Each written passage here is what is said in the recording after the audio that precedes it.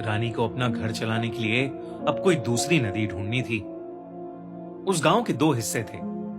एक हिस्सा जहां सारे घर और वो बड़ी सी नदी थी, और दूसरे हिस्से में बस जंगल। अब जंगल इतना घना था कि वहां कोई जाता ही नहीं था।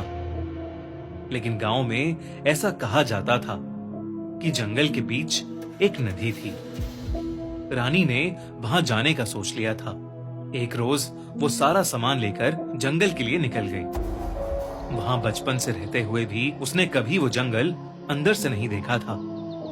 दिन के उजाले में भी उस जंगल में अंधेरा सा भरा था। कहीं चमगादड़ों की चीखें, तो कहीं सांपों की रेंगने की आवाजें। ये सब उस जंगल में रानी को डरा रहे थे।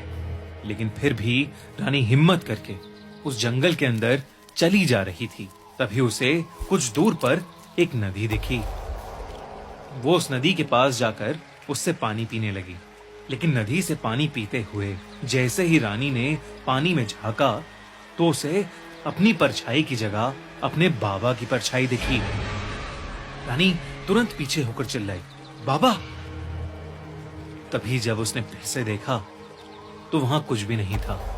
रानी को लगा कि शायद ये उसका वहम होगा, तो वो इस पर ज्यादा ध्यान न देते हुए अपने मछली पकड़ने का जाल बिछाने लगी। उसने जैसे ही उस जाल को नदी में फेंकने की कोशिश की, उसका बैलेंस बिगड़ा और वो नदी में ही गिर गई। रानी को तैरना नहीं आता था, तो हड़बड़ाहट में वो खुद को संभालने की कोशिश करने लगी। खुद को संभाल कर वो नदी से निकल ही रही थी कि अचानक उसे ऐसा लगा जैसे नदी के अंदर से किसी ने उसके पैर को पकड़ लिया हो और उसे नदी की तरफ ही खींच रहा हो। रानी पूरी तरह बौखला गई और अपने पैरों को जोर से चलाने लगी। उसका पैर तो छूट गया, लेकिन जब उसने पीछे देखा तो वहां कोई भी नहीं था। उसे अब और अजीब लगने लगा था। वो वहां किसी इंसान के आसपास होने का एहसास कर पा रही थी। इससे पहले कि उसे कुछ समझ आता, उसे नदी में कुछ उसकी तरफ आता हुआ दिखाई दिया।